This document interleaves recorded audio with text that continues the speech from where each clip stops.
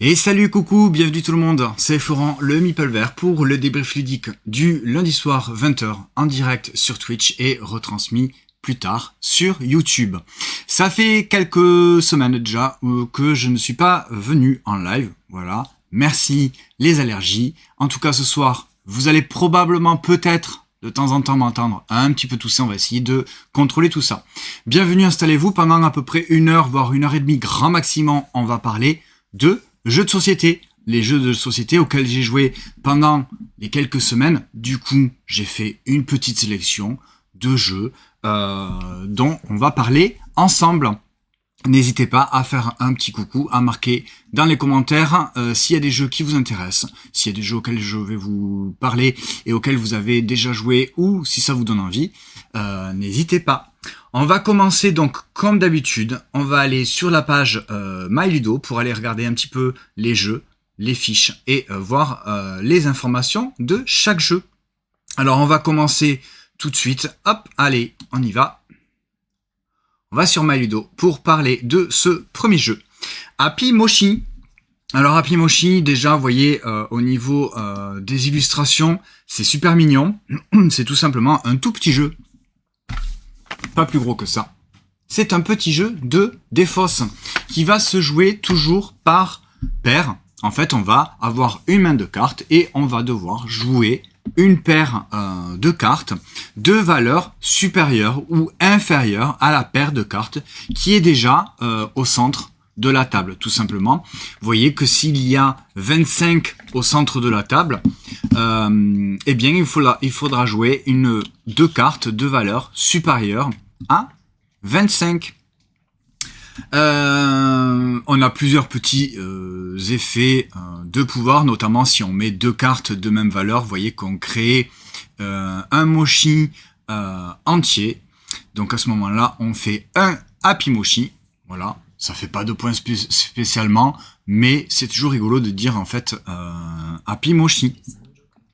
Et c'est un joker effectivement, puisque quand on fait une valeur avec deux chiffres identiques, eh bien on peut les jouer n'importe quand, c'est-à-dire on n'est pas obligé de respecter la contrainte plus ou moins, parce que des fois ça peut être moins, ou également des fois deux couleurs. Voilà pour Happy Mochi, il se joue donc de 2 à 6 joueurs, des parties 20 minutes, peut-être un petit peu moins pour des joueurs à partir de 8 ans, comme on voit ici. C'est très accessible, c'est un petit jeu qui est tout mignon, qui est tout fun, ça se joue assez bien. C'est plutôt pas mal. Happy Mochi, qu'est-ce qu'on lui met comme note? Un 6? C'est pas mal, un 6. Pour Happy Mochi, il est sorti au 21 mars, aux alentours de 12 €. Donc c'est un jeu qui est édité par Zygomatic, c'est un jeu de Juan Benvenuto et Romaric Gallonier, qu'on salue. Et c'est distribué en France par Asmodée. Voilà, on va pas s'attarder non plus trop longtemps sur les jeux. N'hésitez pas si vous avez besoin de compléments d'informations. Le prochain jeu. Alors on reste toujours sur MyLudo avec Django. Django, c'est le même format de boîte que Trio, hein, l'As d'or de l'année dernière. Donc on reste un petit peu sur le même type d'illustration. Dans ce petit jeu de défausse, un petit peu comme le jeu précédent, donc Happy Mochi, où on va devoir se défausser de ces cartes tout simplement en jouant des combinaisons de cartes, en tout cas toujours de façon supérieure à ce qui a été joué précédemment. Le petit truc en plus dans Django, c'est que une fois qu'on a reçu notre main de cartes, eh bien nous n'avons pas le droit de modifier sa disposition. C'est-à-dire que les cartes restent dans l'ordre où elles ont été reçues lors de la distribution des cartes, tout simplement. Donc si par exemple un joueur joue un 3, eh bien moi je vais devoir jouer une carte de valeur supérieure à 3. Mais je peux également jouer une paire, une triplette, ou même voire plus, suivant ce que j'ai, mais il va falloir que je me débrouille pour que ces cartes-là soient spécifiquement dans un ordre particulier dans ma main pour pouvoir les jouer. Alors je peux jouer aussi bien d'un bout à l'autre des cartes, mais je peux aussi bien jouer au centre. Donc là, vous voyez, c'est l'exemple des cartes qui vont de 1 à 8 avec les cartes qui ont une double valeur. Mais si j'ai ça dans ma main, je suis pas très avantagé. Le truc, c'est que si on ne peut pas jouer ou si on ne veut pas jouer, eh bien tout simplement, on va pouvoir piocher une carte, tout simplement, et on va la placer où on veut dans sa main de cartes. Et également, si on peut jouer une carte ou un ensemble de cartes, je vais avoir le choix de récupérer les cartes du joueur précédent. C'est pareil, ça va me permettre de mettre ces cartes-là n'importe où dans ma main de cartes pour pouvoir les rejouer par la suite. Voilà, donc Django, ça a plutôt même très bien fonctionné. C'est le jeu que j'ai l'intention de faire jouer demain avec mes collègues. Donc il a déjà sa note sur Maludo, une note de 7. C'est un jeu donc chez Colted Game, un jeu de Tashiki Arao et illustré par Laura Michaud, distribué en France par Asmodée. Voilà pour Django, et c'est vrai que celui-ci, on y a joué et on a facilement enchaîné les parties. Moi, c'est un petit jeu de défausse que j'ai beaucoup aimé. Et salut Blim Blim, bienvenue. Merci de parler pour la première fois. N'hésite pas à suivre la chaîne pour recevoir les notifications si ce n'est pas déjà fait. Alors, tu préfères Django à Trio? Alors c'est la même gamme, mais c'est pas vraiment les mêmes mécaniques. Mais oui, moi aussi, je préfère Django à Trio. Même si Trio c'est très drôle, Django, voilà, si on aime les jeux de défausse, en tout cas, celui-ci, il fonctionne très bien. Et puis les illustrations en plus sont toutes mignonnes et ça reste relativement assez simple. Voilà pour Django. Hop. Alors on va encore rester sur un même format de boîte, de petites boîtes. Et là, ce n'est plus un jeu de défausse, c'est un jeu de pli. C'est un jeu de pli qui se joue exclusivement à 2 joueurs et c'est un jeu de pli en coop. On va avoir tout une petite installation à mettre au centre de la table, c'est-à-dire qu'on a entre les 2 joueurs, on a une mer avec notre bateau qu'on va devoir faire avancer d'un bout à l'autre du plateau, comme on le voit par exemple ici. Donc le départ du bateau est ici, on va devoir l'amener à l'arrivée ici. Donc il y a des petits scénarios qui vont permettre en fait de mettre l'arrivée plus ou moins loin sur le plateau. On va avoir également des jetons îles qu'on va disposer suivant le scénario et également des petits jetons Kraken qu'on va également disposer sur le plateau. Bien tout simplement, les jetons Kraken, on va essayer de les éviter et les îles, on ne pourra pas passer par-dessus puisqu'on est en bateau. Comment ça va se dérouler? Très simplement, c'est un jeu de pli coop, donc en fonction des cartes que nous allons jouer, tout simplement, vous voyez, là, par exemple, le joueur a joué le 4 vert et le joueur en face a joué le 4 bleu. Donc on doit forcément suivre à la couleur. Donc là, si c'est le joueur ici qui a joué sa carte verte, eh bien, ça veut dire qu'en face, le joueur, son coéquipier n'a plus de carte verte. Donc il a dû pisser avec une autre carte. Ce qui est intéressant et ce qu'il faut retenir dans ce jeu-là, c'est que donc c'est un jeu coop, il va falloir se mettre d'accord, mais évidemment sans discuter, pour créer en fait des combinaisons. On voit peut-être pas trop bien sur les cartes, mais elles ont des petits symboles en dessous de la valeur.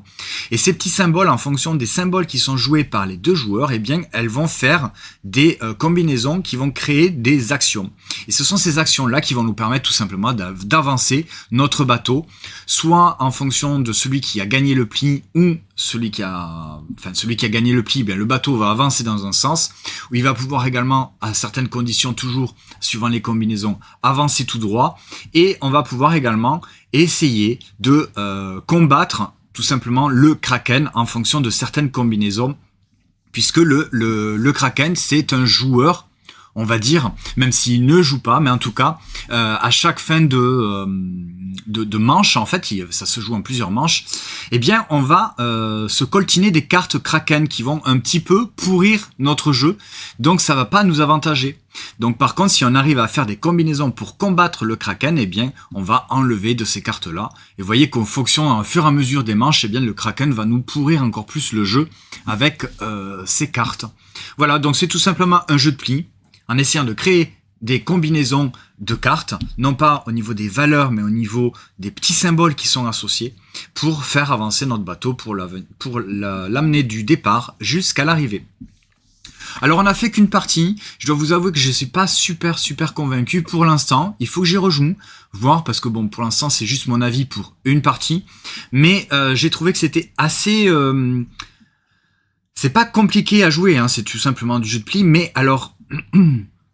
Les combinaisons d'actions à réaliser en fait sont quand même assez dures et puisque forcément du mal un petit peu à se faire comprendre en tout cas entre les joueurs. Donc c'est pas forcément ce qui est le plus évident à créer en fait ces combinaisons là de cartes pour pouvoir faire avancer notre bateau. Bon alors sur notre première partie c'était la partie d'initiation avec le petit scénario on va dire le plus simple. On y est arrivé. Mais je sais pas, il y a quelque chose que j'ai trouvé que c'était pas assez évident, c'est peut-être pas fluide, il faut toujours qu'on ait l'aide de jeu pour savoir. Bon alors moi j'ai joué un gouvernail et toi t'as joué ce symbole là. Alors qu'est-ce que ça fait cette combinaison? Ah ça fait ça, donc on peut faire ça. Bon. Voilà, il faut qu'on y rejoue, voir pour vous donner un avis un petit peu plus définitif. C'est sorti donc le 14 mars, il n'y a pas de prix, on peut aller regarder vite fait sur Ludum, est-ce que je trouve sale aux alentours de 17,90 €. Donc c'est superbement illustré par Weberson Santago que j'aime beaucoup. C'est un jeu donc édité par Allplay et distribué et localisé en français par Asmodee, donc illustré par Weberson Santago. C'est un jeu de Akiyama Koryo et Korzu Yusei. Voilà pour Sail, ce jeu de pli coopératif dans lequel on va tenter de réaliser des combinaisons pour faire avancer notre bateau. Et salut Hickok, bienvenue. Et salut Snoopy également, j'ai pas vu. Oui, voilà. J'espère que tout le monde va bien. Ouais, c'est vrai que donc des jeux de livres nous dit tu te rappelles jamais des symboles. Ouais, c'est vrai que tu sais pas trop. Il faut toujours avoir l'aide de jeu. Bon, il y en a que 6, mais en fait c'est pas immédiat en fait. Hein, voilà. Donc écoute Blim Blim, si jamais tu aimes effectivement les jeux de pli coopératifs, ça devrait te plaire. Hein. Seulement il y a ce petit plateau au milieu qui fait vraiment un petit peu quelque chose de qui rajoute un petit peu de matériel. Donc si tu aimes un petit peu la manipulation et vraiment visualiser en fait ton avancée sur la mer, c'est plutôt c'est plutôt pas mal. Ça lui a plu à Blim Blim. D'accord, tu as joué et ça t'a plu. Oui, oui. Ok. Première partie poussive. Ok. Mais c'est bien. Ok. Très bien. Un jeu de pli coopératif, il n'y en a pas énormément, si ce n'est que il y avait la gamme chez BlackRock avec comment ça s'appelle? Mandu Games. Non mais le jeu. Dr Jekyll versus Hyde et Dr Jekyll et Mr Hyde versus Scotland Yard, qui sont des jeux de pli coopératifs qui sont très très sympas avec des scénarios, avec chaque scénario avec des petites règles et des contraintes supplémentaires. C'est vrai que celui-ci se joue plutôt très bien. Disons que c'est un petit peu plus immédiat en fait. Allez. Symbiose, qui nous est arrivé grâce à Subverti, donc toujours dans cette même gamme et ce même format, hein, chez Subverti. Symbiose, ce très très joli jeu avec ses grandes cartes de Jérémy Partinico et Christelle Partinico, illustré par Baptiste Pérez, donc chez Subverti. Symbiose, c'est la mécanique principale de Symbiose, c'est probablement, vous la connaissez, puisque c'est un petit peu la mécanique du jeu du golf. Alors plus communément connu par le jeu Skyjo, même si au final, ça n'a pas trop grand chose à voir, si ce n'est la mécanique, on va dire, principale, qui est en fait tout simplement de choisir une carte qui est dans la rivière et de la remplacer par une des cartes que l'on a devant soi. Au début de la partie, elles sont toutes face cachée et on va les révéler comme ça au fur et à mesure en échangeant les cartes qu'on a au centre de la table, en fait, ce qu'on appelle donc la rivière. Et salut 67 Taurin, bienvenue. Ah, coucou le raid, merci de nous faire un petit raid, bienvenue à tous. On est en train de parler de jeux de société, tout simplement. C'est le débrief ludique du lundi soir, tous les lundis soirs vers 20h, où on parle de jeux de société auxquels j'ai joué. Donc je vous explique vite fait les règles du jeu, mais alors très sommairement, et puis je vous donne mon avis. Eh bien écoute, c'est très gentil. Bienvenue à tous, merci. N'hésitez pas à follow la chaîne, comme ça, si jamais les jeux de société vous intéressent, ben, comme ça vous serez avertis de tous mes lives qui, pour rappel, donc le lundi soir 20h pour le débrief ludique, mais également le samedi matin vers 11h où on parle des sorties de la semaine, où on fait une petite sélection en fait des jeux qui sortent la semaine, puisque les sorties de jeux de société c'est le vendredi, donc on fait ça le samedi. Bienvenue, installez-vous tranquillement. Donc nous étions en train de parler de Symbiose, cette mécanique du jeu de golf plus communément connue sur le Skyjo. Donc je vais choisir une carte de disponible au centre de la table, donc dans la rivière, pour la remplacer par une carte dans ma mare, dans mon jeu en fait. La petite particularité, c'est que à la fin donc de la partie, quand toutes les cartes seront retournées, eh bien les 4 cartes qui sont au centre de mon étang vont scorer en fonction de mon étang à moi.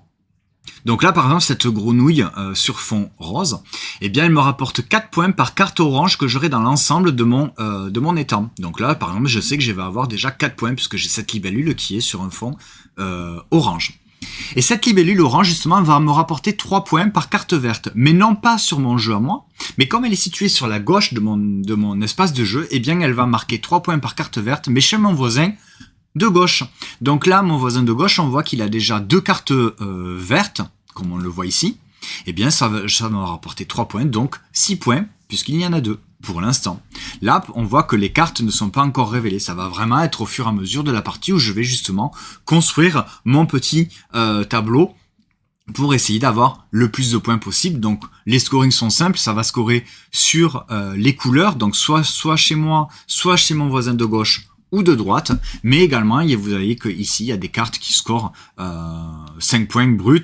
Mais également donc sur les couleurs, mais également sur les animaux. Là, on voit par exemple le poisson, mais ça peut être aussi les escargots, les libellules, les grenouilles, etc.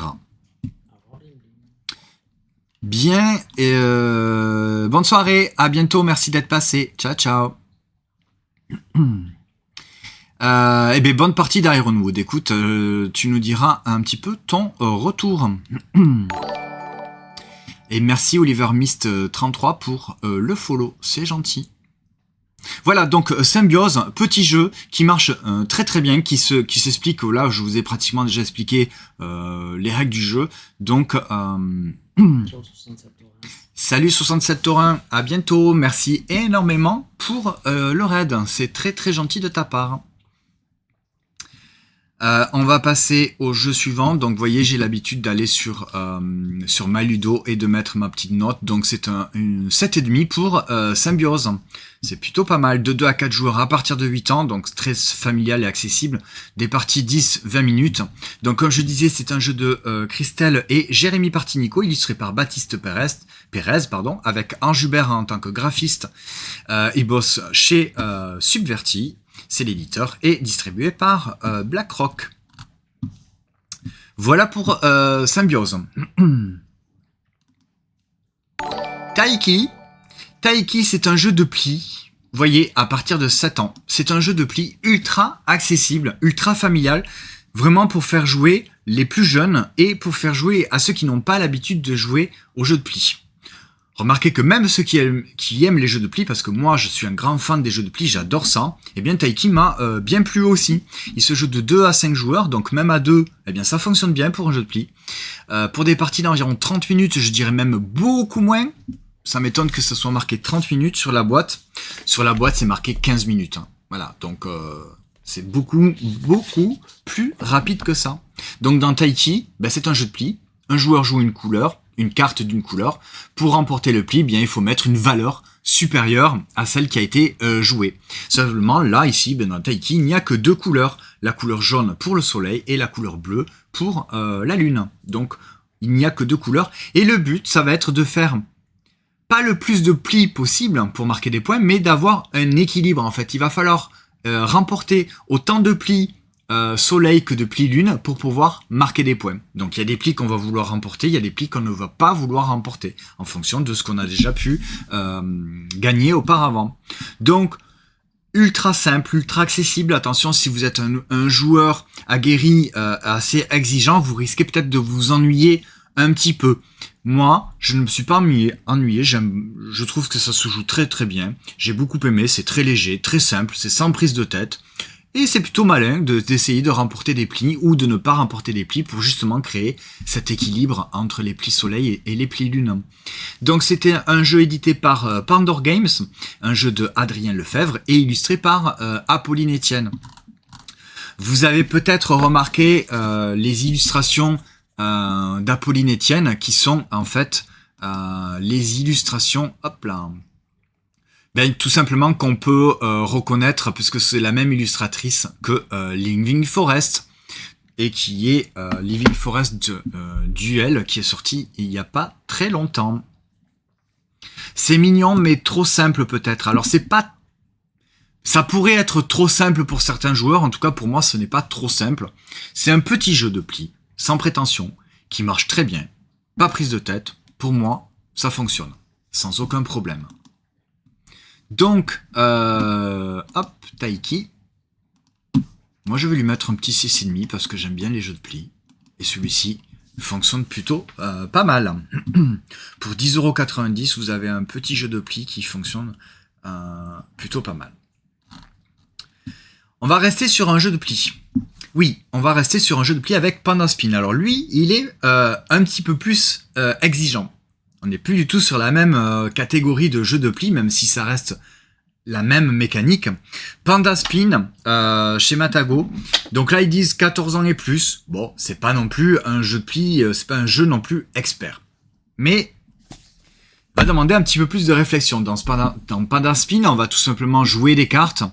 Et là, on ne va pas faire, on va pas remporter un pli en fonction de la valeur, mais on va remporter le pli en fonction des combinaisons qu'on va avoir jouées. Je m'explique. On peut faire on peut jouer une carte, par exemple une carte 3, qui est la plus petite carte du jeu. Les joueurs suivants doivent jouer uniquement une seule carte. C'est celui qui a joué la valeur la plus forte qui va remporter le pli. Mais si un joueur joue une paire, par exemple, eh bien tous les autres joueurs vont devoir jouer une paire. On ne va pas pouvoir surenchérir avec, par exemple, une triplette ou 4 cartes, etc. Non, non, il faut rester sur la même combinaison de cartes. Par exemple, on peut jouer donc une carte simple, un duo de cartes, donc soit deux cartes identiques, mais également des suites de cartes. Et on peut même faire des combinaisons de suites, c'est-à-dire qu'on pourrait jouer 2-2 et 2-3. Alors pas 2-2 parce que le 2 c'est la carte la plus forte, mais je pourrais jouer 2-3 et 2-4. Par exemple, le joueur suivant, pour pouvoir jouer, devoir jouer au moins deux doubles supérieurs à 3 et 4. Donc il devra commencer par un duo de 4 et de 5, par exemple. Donc, celui qui remporte le pli, eh bien, il défausse ses cartes, il ne remporte pas le pli, puisque en même temps, ça mélange un petit peu le jeu de défausse. Par contre, les joueurs qui n'ont pas remporté le pli, tout simplement vont récupérer leurs cartes, mais ils vont les retourner. C'est-à-dire qu'en fait, les cartes ont deux côtés. Alors, je sais pas si on le voit pas trop sur... on les voit pas, en fait, sur les photos. Je vais vous en montrer une carte pour vous montrer vite fait. Donc les joueurs qui n'ont pas remporté le pli vont récupérer tout simplement leurs cartes dans leur main. Mais au lieu, hop, je vais me mettre en caméra de plus près qu'on puisse voir. Hop là. Voilà. Vous voyez, ça par exemple, ce sont mes cartes. Donc là, on voit que j'ai un 3, un 5, une dame et un roi. Hop, petite mise au point. Donc par exemple, je joue un duo de dame et roi. J'ai le droit en fait, c'est une suite de 2 cartes. Si jamais je ne remporte pas le pli, puisqu'un joueur a joué une combinaison supérieure, eh bien je vais récupérer mes cartes et je vais les retourner. Donc vous voyez que en fait ma dame et mon roi eh bien vont se transformer en 2 as. Donc une combinaison encore plus forte en fait. Donc on voit que sous l'as en fait il y a un petit symbole, c'est une action supplémentaire, un petit bonus qui va me permettre d'activer un jeton, etc. Mais vous voyez qu'au fur et à mesure en fait quand on ne remplit pas on ne remporte pas le pli, eh bien on va améliorer notre main de cartes pour justement pouvoir créer des combinaisons encore plus fortes et pouvoir espérer remporter la partie. Il y a même des cartes, vous voyez, qui ont là par exemple c'est une carte qui fait 2 valets au lieu de un 5. Par contre, si je remporte un pli avec une carte qui a déjà été retournée, par exemple là, une carte, donc elle est bleue, hein, les cartes qui sont améliorées sont toujours bleues, eh bien je ne vais pas la récupérer, je vais tout simplement la défausser, puisque, je rappelle, c'est Panda Spin, c'est un mélange de jeu de pli et de jeu de défausse. Donc 14 ans et plus, bon, c'est pas du expert, c'est plus un petit peu plus exigeant que le jeu précédent, hein, Taiki, évidemment, mais c'est pas non plus si compliqué que ça. Ça marche très très bien. Si vous connaissez déjà les mécaniques de jeu de pli, ça devrait absolument pas vous poser de problème. Alors, j'ai bien envie de lui mettre un 7. Remarque que quand même, on y a fait quand même pas mal de parties. Hein. Juste le petit truc, alors je vais laisser 7 quand même pour l'instant parce que j'aime beaucoup les jeux de pli, donc celui-ci ne déroge pas à la règle, il me plaît énormément. Il se joue donc de 2 à 5 joueurs à partir de 14 ans, bon voilà. Des parties d'environ 25 à 40 minutes, qu'est-ce qu'ils disent sur la boîte? 25 minutes de partie, voilà. On a fait une partie, enfin on a fait plusieurs parties à 5. C'est pas la configuration idéale à 5 joueurs puisque moi je me souviens d'une partie à 5 où je n'ai pratiquement pas pu jouer de cartes puisque les joueurs précédents ont ont joué leur pli et arrivé à mon tour, eh bien je ne pouvais plus jouer puisque la valeur la plus forte avait déjà été jouée, donc le pli avait été remporté. À plusieurs reprises, je n'ai pas forcément pu jouer ma même. Donc à 5 joueurs, petite hésitation, c'est peut-être pas l'idéal. 3-4 joueurs, c'est impeccable. Franchement, ça fonctionne très très bien. Donc c'est édité par Matago, distribué en français par Surfing Meeple. C'est un jeu édité par Moongate Design à la base. Un jeu de Karl Schudig et illustré par CMYM et Wenju Zhuang. Les illustrations sont magnifiques, hein. Par contre, toutes les cartes, elles sont vraiment très très belles. Alors bon, j'ai un petit doute moi sur la boîte en elle-même de jeu, mais alors tout le reste des cartes sont vraiment superbes. Alors vous avez vu, je vous en ai montré vite fait une carte ou deux, mais elles sont vraiment toutes superbes. Je les trouve vraiment. Donc c'est basé en fait sur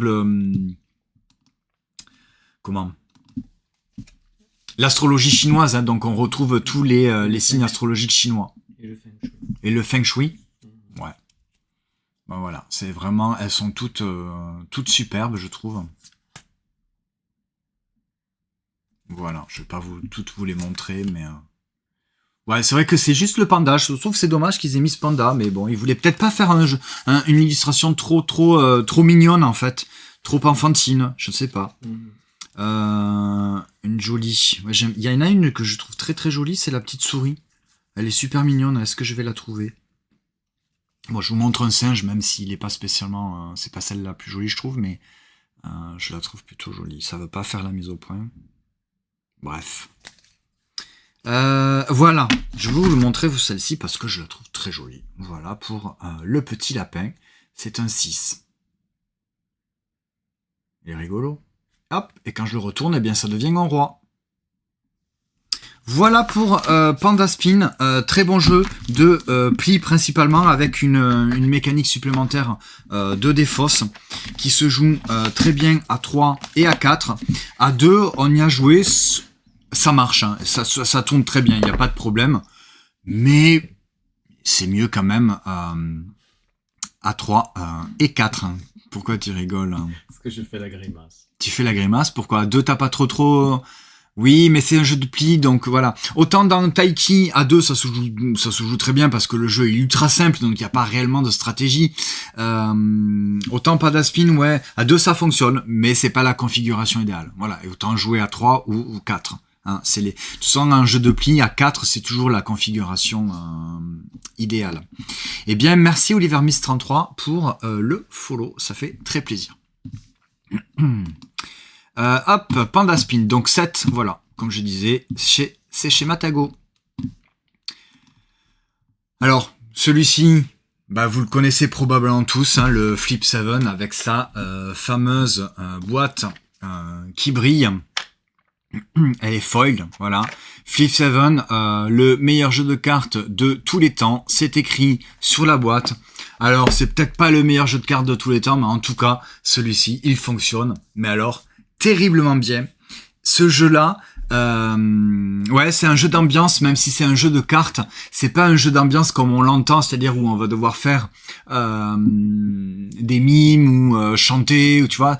Pour moi, un jeu d'ambiance, c'est ça, où on va devoir faire deviner des choses. Non, là, c'est vraiment tout simplement un jeu de cartes, tout ce qu'il y a de plus ultra simple. Mais alors, Snoopy Milou, tu ne comprends pas la hype autour de Flip 7? Bah, est-ce que vous y avez joué? Parce que franchement, moi je le trouve excellent.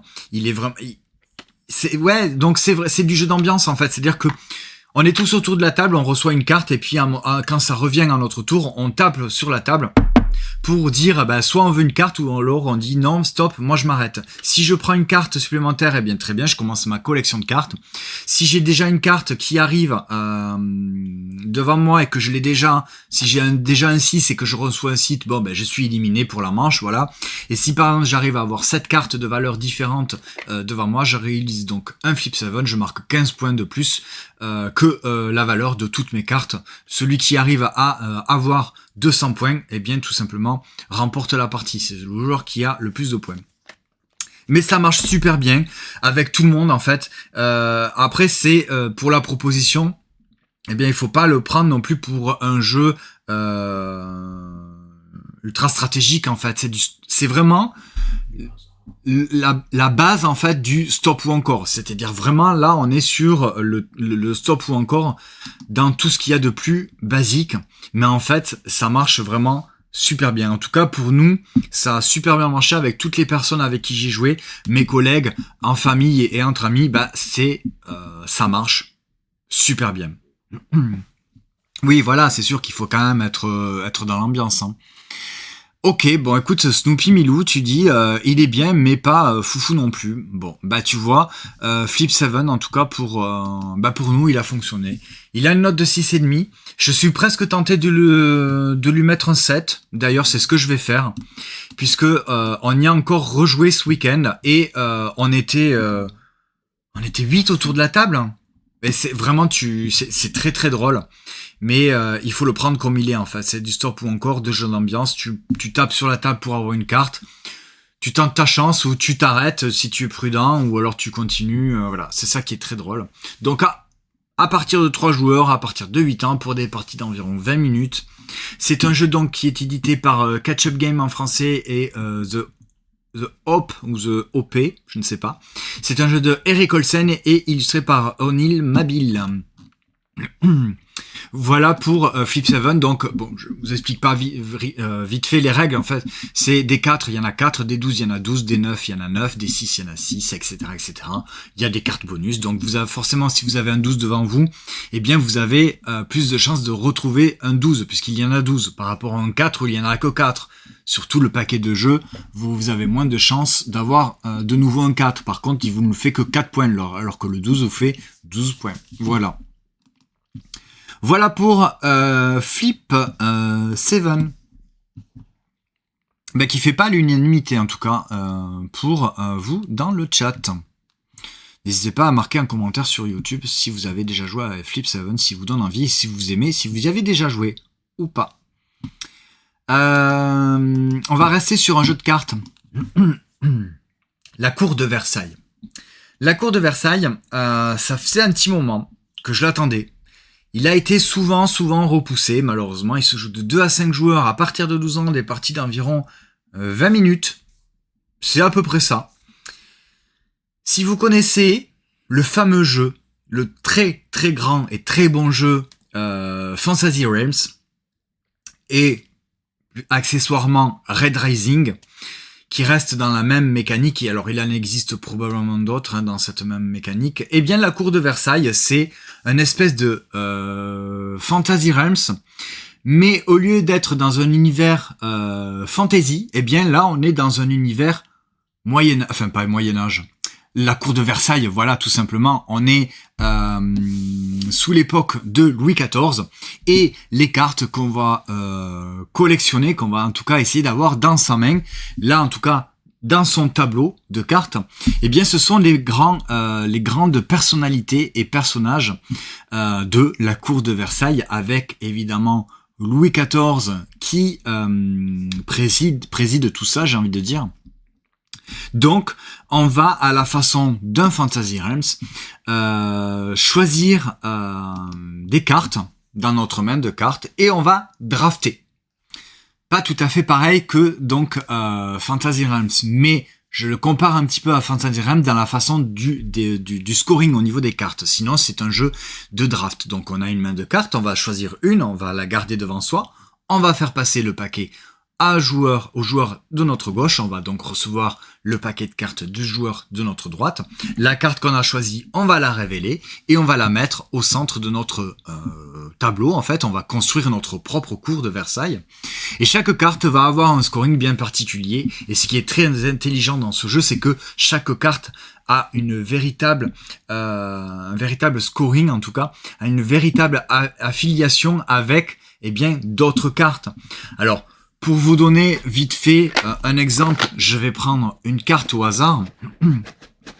À noter, vous le voyez là sur l'écran, les illustrations sont donc toutes des illustrations des tableaux de maîtres, hein, donc de l'époque, des grands portraits. Alors, est-ce que je vais en trouver un, par exemple? Voilà, hop, je vais me mettre en caméra un petit peu plus proche en espérant pouvoir faire un zoom sur la carte. Vous voyez, celle-ci, Jean Racine, bon, eh bien écoutez, en haut, vous voyez ici, là, elle nous rapporte 0 points. C'est 0 points, ce sont ses points bruts. Mais, elle va me rapporter plus 1 point par symbole de plume qu'on va avoir dans son jeu. Donc, vous voyez que les symboles, en fait, on va les retrouver ici. Donc là, eh bien, je vais avoir 1 point par symbole plume, donc là j'aurai déjà 1 point. Et dans tout mon tableau de cartes, si je réussis à collectionner, en tout cas à drafter des cartes avec ce symbole-là, je vais toujours avoir 1 point de plus. Et toutes les cartes ont un scoring bien particulier, bien à elles, en fonction, eh bien comme vous le voyez ici, de symboles, mais également en fonction des cachets qu'on peut voir en haut de la carte. Celui-ci, c'est un cachet rose, donc c'est la noblesse. Et bien, par exemple, celle-ci, Madame Marie-Anne de Bavière me rapporte plus 1 point si cette carte n'est pas au centre de votre cercle. Donc, il va falloir qu'elle soit sur les côtés. Elle me rapportera 4 points. Donc, il y a plein de petits scorings particuliers comme ça. Donc, comme je vous disais, j'ai mes cartes. Hop, eh bien, j'en choisis une. Je la mets dans mon espace de jeu sans... Hop, ça part chez le voisin, je vais recevoir le paquet de mon autre voisin, je vais en choisir une autre, je vais la mettre dans mon espace de jeu, et au fur et à mesure, on va faire ça 7 fois pour avoir donc cette carte, un tableau de 3 par 3, pour marquer les points, un petit peu à la façon d'un Red Rising. Chaque carte va avoir un scoring particulier en fonction bien, des autres cartes qui sont dans notre cour. Il y a à plusieurs moments de la partie des petits calculs de majorité en fonction des cachets de cire en fait qu'on aura collectionnés dans notre tableau. En fonction des différentes couleurs, je vais pouvoir remporter une carte on va dire un petit peu plus prestigieuse, je vais pouvoir l'échanger avec une carte que j'ai déjà collectée. Donc ces cartes-là, ce sont vraiment les plus grandes figures de la cour de Versailles, donc Louis XIV, par exemple. Voilà, donc si vous aimez les jeux de cartes à scoring un petit peu à la façon de Fantasy Realms ou Red Rising, la cour de Versailles est vraiment, hop là, pardon pour le bruit, est vraiment une chouette proposition en tout cas, parce qu'il y a vraiment un travail en fait historique avec les cartes pour que les scorings soient vraiment cohérents en fait. Voilà, telle carte, elle va marquer plus de points si elle est avec telle carte, par exemple, en fonction des personnages. Et ceci est très très cohérent et historiquement vrai. Ce qui est rigolo, c'est que dans le jeu, vous avez un petit magazine façon magazine People en fait, qui va vous raconter eh bien des petites anecdotes sur chaque personnage que vous allez retrouver dans le jeu. Voilà, par exemple, hein, on va retrouver Lully, hein, donc qui est le compositeur du roi, et donc on a un petit paragraphe, voilà, qui nous parle un petit peu de sa vie et de quelques anecdotes. Voilà pour la cour de Versailles, très très bon jeu, très joliment illustré, vraiment avec un univers illustré par les grands artistes de l'époque. Comme Hyacinthe Rigaud pour ne citer que lui qui est donc le portraitiste pas du tout, enfin vous avez compris, officiel du roi Louis XIV et donc d'autres grandes figures de la cour. Hop, on va lui mettre une note quand même à la cour de Versailles. Hop. Allez, on va lui mettre un 6,5, parce que pour l'instant, je n'ai pas encore assez joué pour vraiment avoir un avis définitif. Donc, ce jeu de 2 à 5 joueurs à partir de 12 ans, des parties d'environ 20 minutes. C'est un jeu édité par Chèvre Édition et Moon Édition. Et c'est donc l'auteur, Léo Blandin. Eh bien, les illustrations, on ne les cite pas, puisque ce sont donc les vrais artistes, puisque les cartes sont les vraies illustrations, en tout cas des reproductions des tableaux de maître. Voilà pour la cour de Versailles. On va carrément changer d'ambiance. C'est une question d'Oliver. Alors, j'ai une question d'Oliver. Alors, excuse-moi, je découvre ta chaîne. Tu es joueur plutôt 3 plus duo solo. Alors, principalement quand même, on joue à 2 avec Anthony des Jeux des Livres. Donc, on est sur Instagram qui est en face de moi. Donc, on est principalement joueur duo. Après, on joue régulièrement à 3, voire même plus 4 en fait, hein, avec nos amis. On joue plus souvent à 4, voire à plus, à certaines occasions évidemment. Solo, non. Par contre, non, je fais pas de jeu solo. Même si c'est vrai qu'il y a certains jeux qui me tenteraient bien d'essayer le solo. Mais non, c'est vrai que je ne fais pas de jeu solo. Principalement à 2 joueurs. Et à 4, voire plus, à l'occasion. En tout cas, Oliver, si jamais tu as des questions sur des jeux en particulier, si tu joues solo ou plus à 2, n'hésite pas à poser des questions. En sachant que je suis... Alors, je sais pas si tu es sur Instagram, mais je suis moi principalement également sur Instagram avec le même pseudo, hein, tout simplement le Meeple Vert, avec des underscores en dessous. Voilà, donc en tout cas si jamais tu as des questions, il faut surtout pas hésiter à le marquer soit là ou soit sur Instagram. C'est avec grand plaisir que je répondrai à tes questions et d'une façon générale à toutes vos questions. On va changer d'ambiance avec Horticolor. Horticolor, on est aussi sur un jeu, une gamme de jeux que j'aime beaucoup parce que c'est un jeu où on va lancer des dés et sur ces dés on va faire des combinaisons. Il y en a 4 exactement, des 4 couleurs différentes. Et on va faire des combinaisons avec ces dés pour tenter de de remplir des cartes avec ces combinaisons. C'est pas du roll and write, mais ça pourrait un petit peu s'y apparenter. Donc j'aime beaucoup les roll and write. Tout simplement, on va avoir... Je vous montre vite fait parce que je vois qu'il n'y a pas de photo sur Maludo. Du coup, je vais me remettre en caméra comme ça. Donc... Le joueur actif va lancer ses 4 dés. Donc il y a un rouge, un bleu, un vert et un jaune. Suivant la combinaison qu'il va faire, donc il va les mettre sur cette petite plaquette. Donc il va falloir faire 2 combinaisons avec donc 2 dés.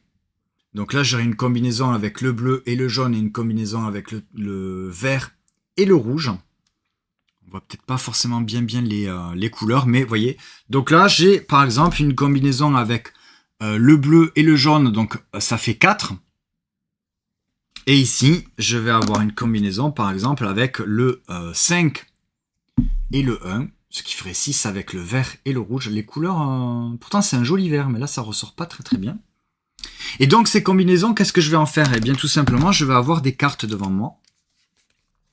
Et ces cartes-là vont avoir des petites contraintes. Vous voyez, par exemple, donc on est dans le jardin, en fait. Hein. On va tenter de faire des petites combinaisons sur nos cartes de jardin. Là, par exemple, j'ai une mésange bleue qui me rapporte 7 points, comme on le voit dans l'étoile en haut. Mais pour avoir 7 points, il va falloir que je valide, en fait, les 3 réceptacles que j'ai ici. On voit la couleur. Donc là, il y a un 5, un 3 et un 9+. Et bien, tout simplement, vous allez comprendre très rapidement que les valeurs que vous avez sur ces cartes-là, eh bien, ce sont les valeurs que je vais devoir réaliser avec les dés. Donc, le 5, comme on le voit ici, eh bien, tout simplement, c'est une valeur 5 de n'importe quelle couleur. Donc là, comme dans mon exemple tout à l'heure, j'avais, je vais tricher, mais par exemple, si j'ai le 4, et le 1, on est bien d'accord que la valeur, eh bien ça fait 5. Je pourrais mettre une petite bille, hop là, une bille en verre. Elles sont très sympas, le matériel est très cool. Je vais pouvoir mettre une bille verte sur ce 5 là, puisque du coup il est validé. Si j'arrive à faire un 3 exactement avec un dé bleu au moins, eh bien je pourrais valider le 3 qui est ici. Et si je fais une valeur 9 ou plus, avec au moins un des jaunes, eh bien, je pourrais valider ce réceptacle ici. Une fois que les 3 réceptacles sont validés, eh bien, à la fin de la partie, j'aurai 7 points, plus les petits scorings qui sont particulièrement sur les cartes. Alors, pas toutes, mais il y en a certaines cartes qui ont des petits scorings particuliers. Donc, il y a des petits jetons de compost qui vont nous permettre un petit peu de manipuler, en tout cas, la valeur et les couleurs de dés. En tant que joueur actif, je vais pouvoir choisir donc ma combinaison, la faire comme je le veux, et mettre sur mes cartes les 2 combinaisons. Les autres joueurs, eux, par contre, vont devoir en choisir qu'une seule pour valider une de leurs cartes au fur et à mesure de la partie. Donc, on va faire ça 3 fois. À chaque fois, sur ces 3 manches, on va avoir 4 cartes et on va tenter donc de tout simplement de réaliser les points de combinaison pour valider les cartes pour avoir le maximum de points. Donc on est proche en fait, hein, c'est pour ça que je l'aime beaucoup ce jeu parce que on est proche en fait des sensations de roll and write que moi j'aime beaucoup. Sauf que là, au lieu de faire des coches avec un papier sur un crayon, eh bien on va mettre ces petites billes de couleur sur les cartes pour tenter de les valider tout simplement.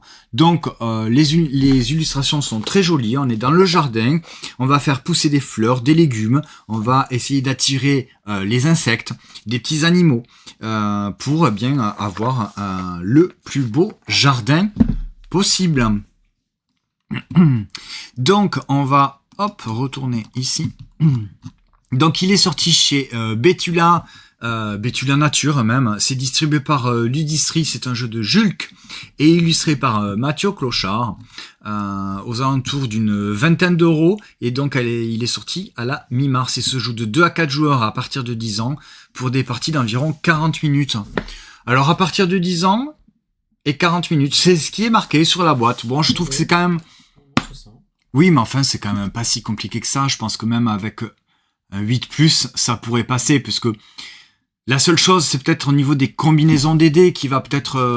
voilà, mais bon, si tu sais faire une addition avec 2 chiffres entre 1 et 6, c'est pas très compliqué. Il suffit que tu sois un petit peu drivé à la limite par un adulte, mais en tout cas, voilà, ça passe. 40 minutes de partie, ouais, bon, je pense que sur les premières, tu fais peut-être 40 minutes, après tu peux faire quand même un petit peu plus rapidement. Alors moi, c'est un 7 pour Horticolor. J'aime beaucoup. Je répète, hein, donc ces sensations un petit peu de roll and write, hein, où on lance les dés et on écrit en fonction du résultat sur notre feuille, où on coche notre feuille. Et bien là, voilà, au lieu de cocher, on va mettre des petites billes sur les bonnes valeurs. Horticolor, voilà, c'est un joli jeu, c'est une belle recommandation. En tout cas, si vous aimez les roll and write, eh bien, on n'est pas loin. Hop, je reviens un petit peu voir. Avec grand plaisir, n'hésitez pas, hein, toujours pareil. Hop, je vais me remettre ici. Pour parler de ce prochain jeu, alors, sur MyLudo, j'ai pas trouvé la fiche du jeu en français. En tout cas, 20 bucks for that, bah, en français, c'est 20 balles pour ça. Là, on est clairement sur du jeu d'ambiance. C'est vraiment très, très, très drôle. C'est chez Blue Orange. Je trouve ça étonnant que j'ai pas retrouvé la fiche en français. Il me semblait que je l'avais trouvé, mais là, je la trouve pas. Donc, c'est chez Blue Orange. C'est un jeu édité à la base. C'est édité par Blue Orange. C'est un jeu de Mats Emil Christensen et illustré par Oliver Grossman et Simon Douchy. Alors Simon Douchy, c'est l'illustrateur en fait de chez Blue Orange. C'est un jeu d'ambiance extrêmement drôle. Je regrette qu'il n'ait pas de photo, mais je comprends pas pourquoi. Dans ce jeu-là, c'est clairement donc je disais un jeu d'ambiance. Vous allez recevoir 3 cartes. Vous allez recevoir une première carte avec un objet. Par exemple, je vais me mettre comme ça. Ah ben j'y suis déjà, je vous ai pas montré l'écran. Voilà, donc 20 bucks for that, en français c'est 20 balles pour ça. Je disais, j'ai pas trouvé la fiche du jeu en français. Elle doit y être, hein, mais bon, j'ai pas pris assez de temps pour la trouver. Dans 20 balles pour ça, qu'est-ce qu'on va faire? On va recevoir une carte avec un objet. Là, par exemple, un parpaing. Je vais recevoir 2 cartes de qualificatifs. Donc là, par exemple, qui est à la mode et qui vibre. Donc, moi, eh bien, je vais devoir vous vendre mon parpaing qui est à la mode et qui vibre. Eh bien là, il n'y a pas de timing, hein, donc je prends le temps que je veux pour réfléchir et pour vous faire l'article en fait sur cet objet. Ce magnifique en fait parpaing qui est à la mode. Oui, je ne sais pas si vous avez remarqué, dans de plus en plus de pays, à chaque passage clouté, passage piéton, eh bien sont à la disposition dans des petits paniers des petits parpaings. En fait, les piétons vont prendre ce parpaing-là, vont le prendre dans la main pour pouvoir traverser. Parce qu'il y a des voitures en fait qui ne s'arrêtent pas au passage clouté. Donc là, le piéton, il a ça dans la main. Si la voiture ne s'arrête pas, il a de fortes chances de recevoir le parpaing sur sa voiture. Mais c'est vrai, hein? T'as jamais vu des vidéos comme ça? Bah si, regardez sur YouTube, TikTok, tout ça.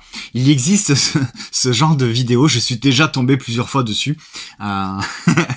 Avec ces piétons qui prennent le parpaing de ce panier avant de traverser. Et en fait, tout simplement, la voiture s'arrête parce que le piéton a ce parpaing dans la main. Et il se doute que si jamais tu t'arrêtes pas pour le laisser passer, pim, tu te reçois le parpaing dans ta voiture. Donc là, voilà. Donc là, moi, ben voilà, je vous propose ce parpaing en fait qui est à vendre. Donc vous pouvez l'acheter et le conserver avec vous. C'est pas un parpaing que vous allez remettre à fait une fois que vous allez traverser. Voilà. Et donc il est très très à la mode parce que voilà, ça se fait de plus en plus en fait. Et il vibre. C'est-à-dire qu'en fait, une fois que vous avez vous allez tenter de traverser, eh bien ce parpaing va vibrer.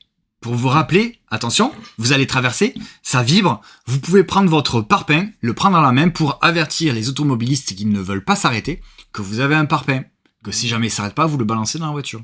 Voilà. Donc, une fois que j'ai fait mon exposé, mon article en fait, eh bien vous allez, on va tous en fait estimer, sur une petite plaquette comme ça, on va tous estimer le prix de cet objet. Donc chacun y va. Voilà, bah, par exemple, des jeux des livres a mis une estimation. Eh bien, moi, je pourrais mettre, par exemple, un prix. Tous les joueurs vont faire ça hein, sur leur plaquette. Voilà, chacun notre plaquette. Une fois que tout le monde a fait ça, hop, on va révéler le prix et on va le classer. On va classer toutes, en fait, les plaquettes dans l'ordre croissant. Comment on va marquer des points? Eh bien, on va faire en fait par élimination. C'est-à-dire que ceux qui ont mis les prix les plus chers et les moins chers, c'est-à-dire à l'extrémité, eux vont marquer 0 points. Ensuite, on va faire par élimination, ceux qui sont ensuite en dessous. Donc, le deuxième plus cher et le deuxième moins cher vont marquer, hop, une étoile. Donc on va tout simplement colorier une étoile ici. Et ensuite on va réduire pour avoir celui qui est au centre et qui va lui marquer tout simplement 3 points, par exemple. Voilà, donc le plus drôle en fait dans ce jeu, ça va être justement de chaque joueur va faire en fait l'article de son objet tout aussi farfelu les uns que les autres, parce que là vous voyez je vous montre un parpaing à la mode qui vibre, mais si je prends complètement au hasard un autre, eh bien je vais avoir un sifflet, et si je prends deux autres cartes parfumées, contrefait. Voilà, donc c'est à moi de vendre mon objet et pouvoir faire justement donner une indication de combien en fait cet objet peut valoir. Donc ce sifflet parfumé contrefait, bon ben voilà, c'est une contrefaçon, mais eh bien quand on siffle, en plus de faire du bruit pour appeler son chien, eh bien il a une odeur, il est parfumé en fait aux croquettes. Donc en plus du son, eh bien le chien va avoir l'odorat. Donc voilà, pour l'éducation du chien, c'est vraiment plutôt pas mal. Bon, c'est une contrefaçon parce que c'est pas le vrai, donc on s'en fiche un peu, tu vois. Et ce jeu est ultra drôle. Franchement, on a super rigolé avec tout le monde. Alors, même si tu te sens pas forcément super à l'aise avec le truc de vendre un article, oh bon bah tu le fais plus ou moins, tu vois, tu peux dire bon bah c'est un sifflet et quand tu siffles, et ben ça fait une odeur et il est contrefait parce que c'est pas un vrai. Bon ben voilà, tu vois, t'as pas besoin non plus de le survendre. Moi j'aime beaucoup parce que je trouve ça très drôle. Donc voilà, 20 balles pour ça. Chez Blue Orange, c'est vraiment très drôle. Donc de 3 à 7 joueurs à partir de 12 ans. Bon, même en dessous, tu peux jouer avec des enfants. Il suffit juste que tu trouves les bonnes cartes, que ce soit un petit peu plus facile pour eux. Mais je pense que même à partir du moment où le gamin il a envie de s'amuser, il y a aucun problème. Des parties d'environ 25 minutes. C'est un jeu d'ambiance, donc il n'y a pas réellement de durée en fait, hein. Tu fais jusqu'à ce que t'en aies marre en fait, hein. Nous on a enchaîné quand même 3-4 parties d'affilée, hein. Même peut-être un petit peu plus, mais bon bref. Donc 20 balles pour ça, très rigolo. Donc je vais pas le noter pour l'instant sur MyLudo parce que il faut que je trouve la page en français. Je trouve ça bizarre qu'elle n'y soit pas. Allez. Je regarde un petit peu. Ok. 15 € mon sifflet parfumé contrefait. Ça va? C'est pas mal. Je sais pas combien j'aurais mis moi mon estimation de mon sifflet parfumé contrefait. Ouais, j'aurais peut-être mis un peu moins. Je sais pas. Ouais. Ouais, c'est une contrefaçon. Hein. C'est pas le vrai sifflet parfumé. Le jeu suivant. Bon, le jeu suivant, je suis un petit peu moins emballé.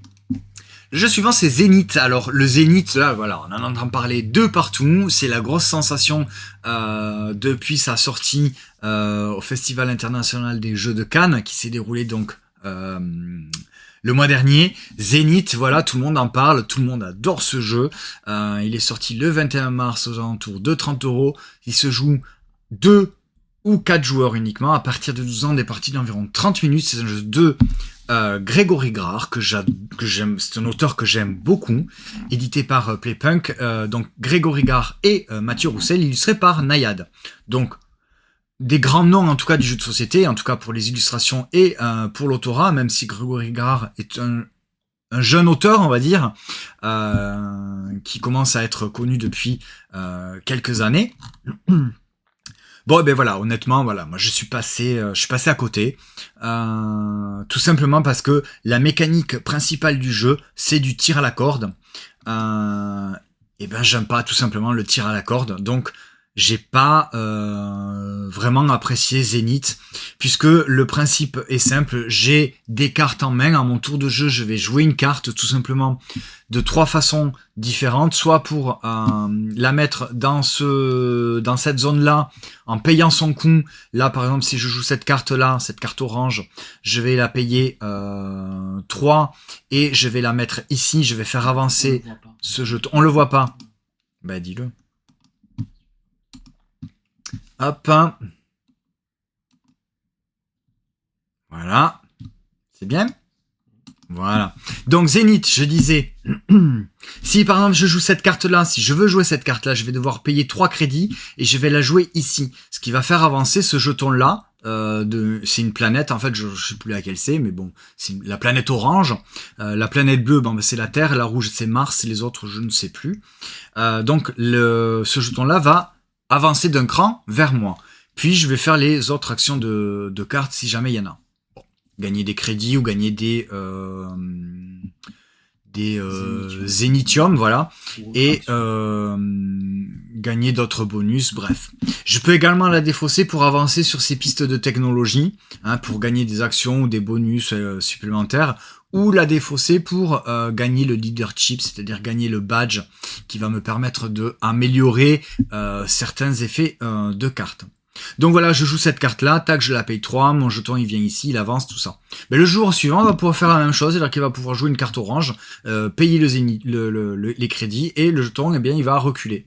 Donc c'est vraiment le principe de base de tir à la corde que je déteste. Moi ça m'agace, ça n'a pas du tout fonctionné sur moi. Et tout autant ce jeu a un réel succès, ce que je peux tout à fait comprendre, hein, parce que ça reste quand même un très bon jeu, hein, j'imagine, s'il a autant de succès et si tout le monde en parle avec autant d'engouement, c'est que c'est un bon jeu. Mais chez moi, voilà, ça marche pas. Hein. C'est pas une mécanique en fait qui me plaît du tout.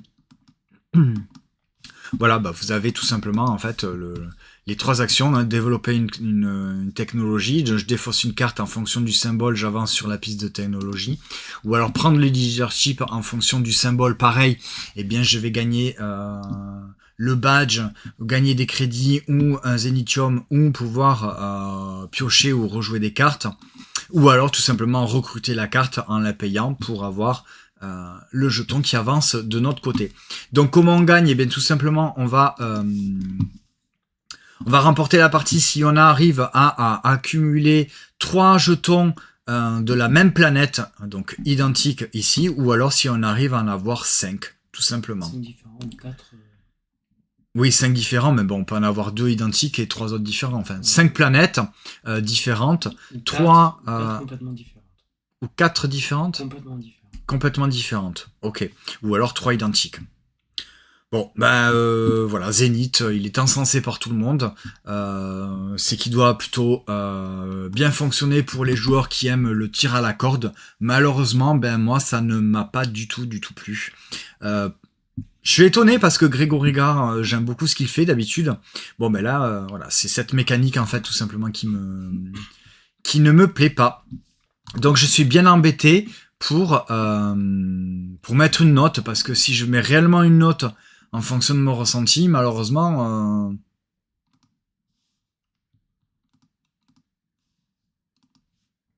c'est un 4, hein, pas plus, parce que voilà, c'est mon ressenti personnel. Je n'aime pas les jeux de tir à la corde.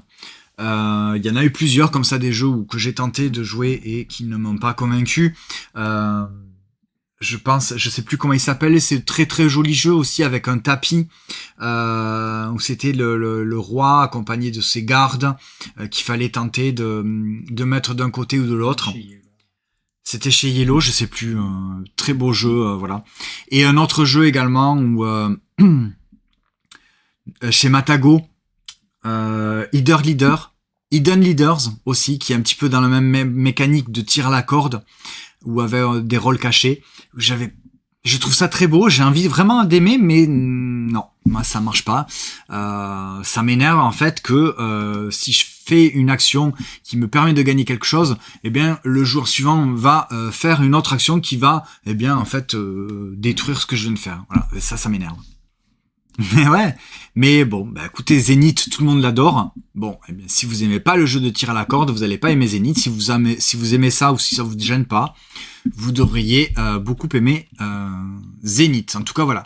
Je lui mets une note de 4. Bon, c'est pas un mauvais jeu, c'est juste que ben j'aime pas. Voilà. Bref. Salut Playmobil, merci de parler pour la première fois. Bienvenue, on est en train de parler de jeux de société. Malheureusement, tu arrives sur un jeu que je n'ai pas spécialement apprécié, malgré qu'il ait très très bonne presse en fait sur beaucoup de joueurs. Mais voilà. J'exagère, mais non, mais parce que j'aime pas, hein, voilà. Mais oui, toi, tu as beaucoup aimé, toi. Ouais, Oui. ouais, mais vous allez sur Instagram ou sur les réseaux sociaux, Zénith, beaucoup de joueurs aiment beaucoup ce jeu. Hein. Faut reconnaître ces chouettes combos, mais moi, oui, ça me frustre, moi. Voilà. C'est vrai qu'il y a moyen de faire des combos, mais moi, je n'y arrive pas. Voilà. Bon, ben c'est un 4 parce que je n'aime pas. À bientôt, Oliver Mist 33. Merci beaucoup d'être passé. Merci pour le follow. Et ben écoute, à très bientôt sur Twitch, sur YouTube, mais également sur Instagram. Merci d'être passé. Merci beaucoup. À bientôt. Ciao, ciao. Allez, on va passer au jeu suivant. Cliché criminel, je dois vous l'avouer de suite, on va pareil, hein, on va pas forcément mettre une très bonne note puisque c'est ma notation, c'est mon ressenti personnel. Cliché criminel, c'est un jeu d'enquête qui vous propose donc une enquête à résoudre avec uniquement des photos et des documents. J'ai la boîte ici. Je vais vous l'ouvrir, je vais vous montrer, sans vraiment vous montrer, mais je vais vous montrer un petit peu comment ça se présente. Et bien tout simplement, dans la boîte de jeu, vous avez trois enquêtes, comme ceci. Hop là. Qui sont donc dans des enveloppes, donc il y en a 3. Vous en choisissez une, vous avez le petit topo sur l'enveloppe, et tac, et bien, vous l'ouvrez. Tac, et vous sortez tout le matériel, hop, qu'il y a à l'intérieur. Donc, des photos, beaucoup de photos, hein, qui sont pas forcément ultra. Là, c'est des photos de crime en fait. Hein, voilà, avec tout un tas de documents, des rapports d'autopsie, etc., etc. Donc, je vais pas vous montrer plus que ça parce que c'est vraiment le but du jeu. C'est vous recevez cette enquête. Vous avez une application à télécharger où vous allez pouvoir discuter avec un commissaire de police. Hein, donc c'est le commissaire Stobart. Donc c'est une petite boîte vocale qui va vous envoyer un message que vous allez pouvoir écouter ou lire et qui va vous expliquer en fait voilà merci de prendre un petit peu l'affaire en main pour nous aider à trouver qu'est-ce qui s'est passé, qui a fait quoi, etc., etc. Donc on a tous ces documents devant nous et on va devoir faire en tout cas une proposition au commissaire en lui envoyant avec le téléphone un message en lui disant ben voilà je pense avoir trouvé. Donc là on reçoit un message, donc on va faire notre proposition. Qu'est-ce que elle va nous poser une question. Alors et on va devoir répondre en fait à toutes ces questions et au final essayer de trouver eh bien qui est le meurtrier, pourquoi, etc., etc. Eh bien, vous le savez ou vous le savez pas, les jeux d'enquête, je n'y arrive pas. Tout simplement, je suis extrêmement mauvais, je n'ai pas du tout la logique d'un enquêteur, d'un policier, d'un détective, tout ce que vous voulez. Moi, j'y suis à 10 000. Donc, c'est une véritable, je suis désolé, mais c'est une véritable corvée pour moi de jouer à des jeux d'enquête. Malgré que j'en ai essayé plusieurs, je suis de suite largué. Je sais pas ce qu'il faut faire. Je sais pas. Je vois une photo, ok, bon ben une photo avec cette personne qui est comme ça, un rapport d'autopsie, un bout d'agenda, un calendrier, une photo paparazzi, des prospectus, tout un tas de trucs. Je ne sais pas quoi faire de tous ces documents. Je n'arrive pas à forcément les relier de suite. C'est pas instantané. Donc, je suis très très mauvais. Mais encore une fois, c'est mon ressenti. Je n'ai pas cette logique en tout cas pour résoudre des affaires, des enquêtes, de savoir qui est qui a fait quoi, et où était cette personne, à quel moment, tout ça. Je suis complètement perdu. Donc c'est édité par Blue Cocker, c'est un jeu de David Simian et Pierre Voyer et illustré par Aude Le Marchand. Donc, alors par contre, on peut noter quand même la qualité éditoriale du jeu, c'est-à-dire que vraiment ces enveloppes et tous les documents qu'il y a à l'intérieur, ça fait vraiment très réaliste. Ne serait-ce que les mises en scène en fait pour les clichés, les photographies qui sont à l'intérieur. C'est super bien fait, donc il y a même un avertissement en début de chaque enquête pour vraiment avertir, attention, vous allez voir des photos assez réalistes qui peuvent un petit peu être choquantes. Voilà. Bon, en même temps, cliché criminel, on va pas s'attendre à avoir des photos de bisounours, donc il y a du sang. Là, en tout cas pour la première, il y a du sang. Les autres, probablement qu'il y aura peut-être aussi des affaires de meurtre. On sait pas. Là, pour l'instant, on en a fait qu'une. À bientôt, Snoopy Milou. Merci d'être passé. Ciao, ciao. Alors effectivement, oui, on est quand même bien guidé par le commissaire. C'est-à-dire qu'on n'est pas complètement lâché dans la nature. C'est-à-dire que on va faire une proposition. Si la proposition est complètement hors sujet, la commissaire va nous dire, attendez, vous foutez de ma gueule, c'est pas du tout ça, c'est complètement irréaliste, vous devez recommencer. Trouver une autre piste. Bon, donc on essaye et tout. Donc c'est vrai qu'on est quand même un petit peu drivé. On n'est pas complètement lâché dans la nature. Mais on peut très bien le faire. Pas d'une traite, mais on peut très bien y aller un petit peu au hasard, ou alors vraiment essayer d'y aller très méthodiquement. Malheureusement, voilà, moi, comme je vous dis, je n'y arrive pas. Je n'ai pas cette logique.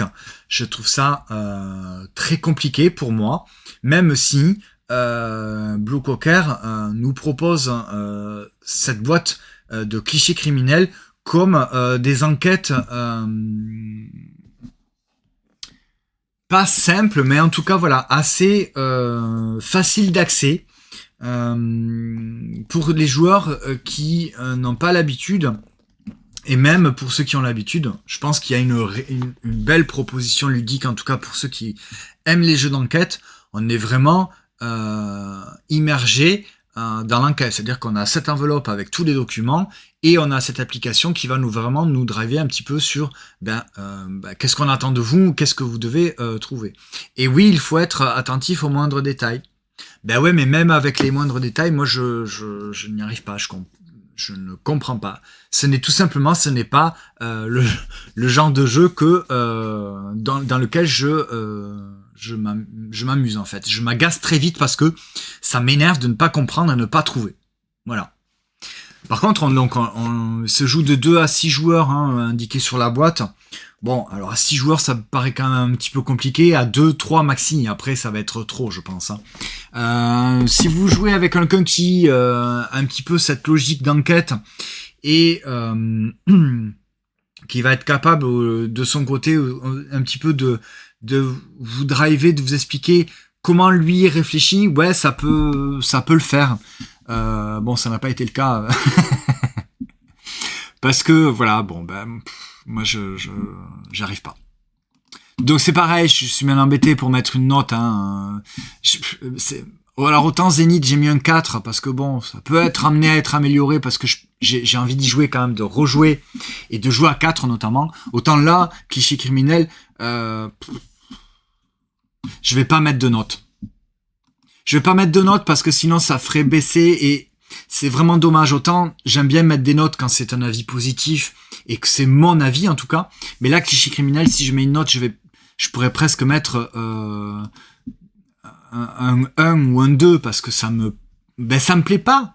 Ça me plaît pas. Je n'aime pas ce genre de jeu. Tout simplement. Voilà. Donc, si vous aimez les jeux d'enquête, vous devriez être satisfait avec Cliché Criminel. Si vous aimez pas les jeux d'enquête, c'est pas avec Cliché Criminel que ça va vous faire aimer. En tout cas, je pense. Ce n'est que mon avis. Encore une fois, on est dans le débrief ludique du Meeple Vert, et le Meeple Vert, il donne son avis. Donc, je vais m'abstenir de mettre une note parce que sinon, je pense que ça serait trop méchant et trop violent pour ça. Mais voilà. En tout cas, sachez que Cliché Criminel, c'est un jeu d'enquête. Si vous aimez ça, allez-y. Si vous aimez pas ça, essayez d'y jouer avec quelqu'un qui a déjà une boîte, voir ce que vous en pensez pour peut-être vous procurer. Alors, il existe là, tiens, je l'ai là en plus, vous voyez. Il existe la petite enquête d'initiation.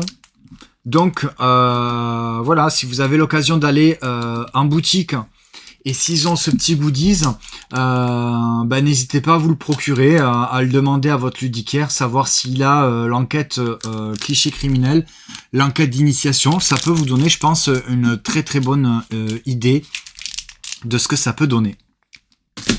Voilà pour Cliché Criminel. Ce n'est que mon avis. Je répète, si vous aimez les jeux d'enquête, allez-y.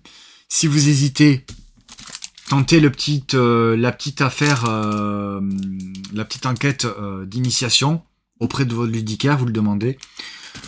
Sinon, allez-y, tentez-le. Hein. Bon, en même temps, je suis en train de voir que la boîte, c'est 22,50 €. Il y a 3 enquêtes. Alors, une enquête, 60 minutes. Facile, hein. Donc bon, pour 22,50 €, vous avez 3 heures de jeu au moins.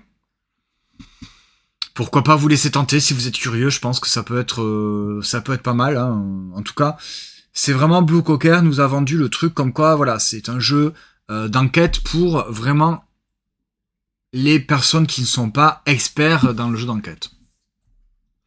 Voilà, Cliché Criminel.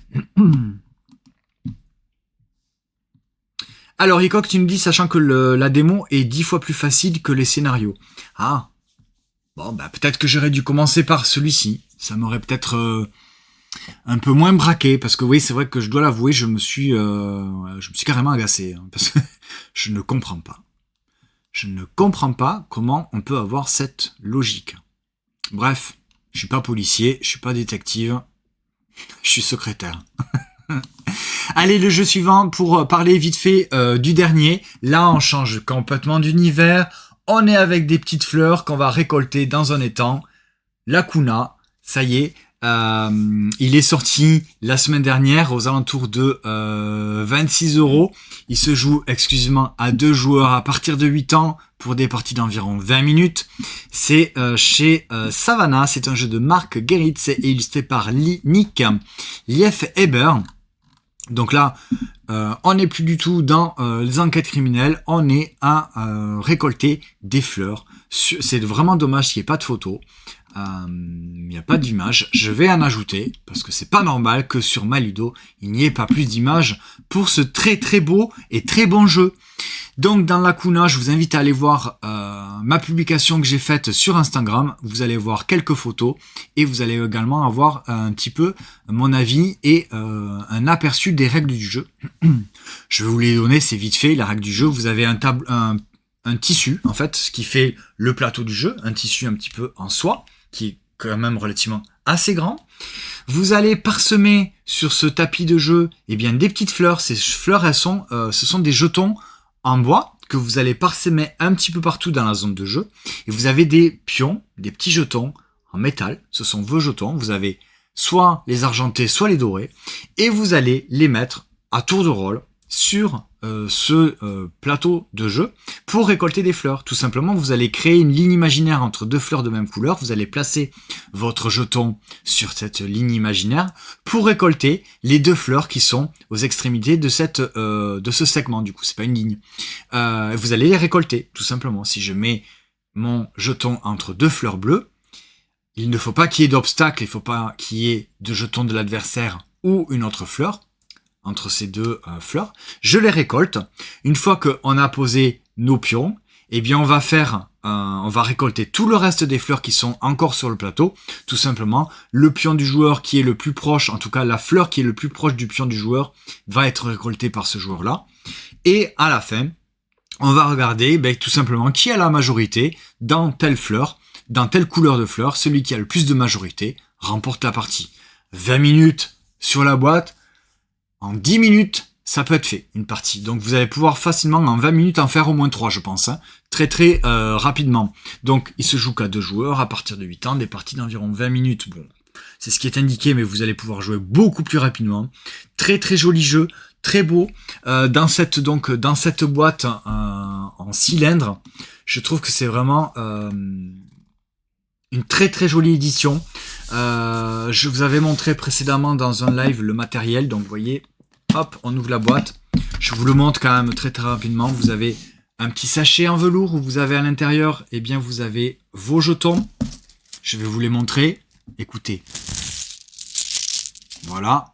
Ce sont des véritables jetons en métal. Ce sont ces jetons-là en fait que vous allez positionner sur l'espace de jeu pour entre vos fleurs, hein, sur cette ligne imaginaire que vous allez créer pour récolter les fleurs.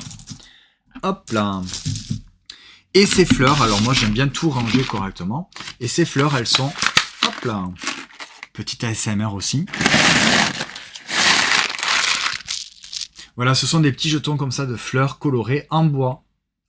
Donc on a du métal, on a du bois et on a du tissu avec ce, hop, je vais le déplier, hein. Vous voyez qu'il est quand même très grand. Hop là. Très joli tissu, tapis de jeu. Donc en cercle, vous allez éparpiller toutes vos fleurs et vous allez placer vos jetons sur ce tapis pour tout simplement récolter vos fleurs. C'est très beau, c'est très bien idée, ça fait vraiment une belle présence sur table, hein, comme on dit. C'est-à-dire que quand on le voit sur une table, forcément on s'approche et on a envie d'y jouer. Et en même temps, c'est très simple et très accessible. Donc ça se joue à partir de 8 ans. Donc ultra familial et ultra simple. Moi quand je l'ai vu à Cannes, hein, au festival, forcément sur ces tables avec ce tapis, avec tous ces jetons et puis cette boîte comme ça, eh bien franchement de suite on a envie de ça, on s'approche en fait, on regarde et quand on découvre en fait comment ça se joue, mais tu te dis mais c'est super simple, je veux jouer à ça. Donc voilà pour Lacuna, ce très joli jeu, très simple. Et voilà, c'est pas prise de tête, c'est malin, c'est joli, c'est très agréable. Et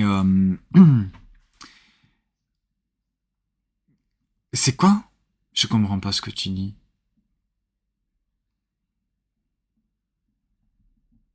Ok, bon. Voilà, c'était pour Lacuna. Hop, je vais repasser comme ça. Et on a fait le tour de cette petite sélection du débrief ludique parce que ça fait quelque temps que j'ai pas fait de live. Merci les allergies. Donc je ne pouvais trop parler. Donc là, je sais pas si ça s'est trop entendu. J'ai pas trop toussé, j'ai pas trop reniflé. Donc ça va. Ça commence à revenir tranquillement. J'ai joué à bien plus de jeux que ce que je vous ai montré là. Peut-être que j'aurais pu vous parler d'autres jeux. J'ai fait une petite sélection. La semaine prochaine, on en parlera d'autres. Là, je vois, hein, par exemple, j'ai Agentas Nu. J'aurais pu vous en parler, effectivement, qui est un excellent jeu à 2 ou 3 ou 4 joueurs, mais à 2 principalement, qui est un très bon jeu. Il y en a d'autres, hein, des jeux que j'aurais pu vous parler. Eh bien, on garde ça pour la prochaine fois. Merci beaucoup d'avoir regardé cette vidéo. Si vous êtes en live sur Twitch, eh sachez que ça fait très plaisir. Merci d'avoir discuté. Si vous êtes sur YouTube, n'hésitez pas à venir sur Twitch également pour venir discuter ensemble en direct. En tout cas, n'hésitez pas à marquer un petit commentaire, à mettre un petit like et également à follow la chaîne YouTube, Twitch et à venir également sur Instagram pour les revues de jeux de société. Toutes les semaines, on en fait au moins 2-3 par semaine. Et puis tous les jours, les stories de partage et de découverte. Merci beaucoup. Je vous souhaite de passer une bonne soirée, une bonne semaine. On se retrouve samedi pour les sorties de jeux de société, les sorties de jeux de société pour la semaine. Sinon, c'est lundi prochain 20h pour le débrief ludique pour parler des jeux de société auxquels j'ai joué. Je vous souhaite de passer une bonne soirée, une bonne semaine. Amusez-vous bien. Ciao, ciao, salut.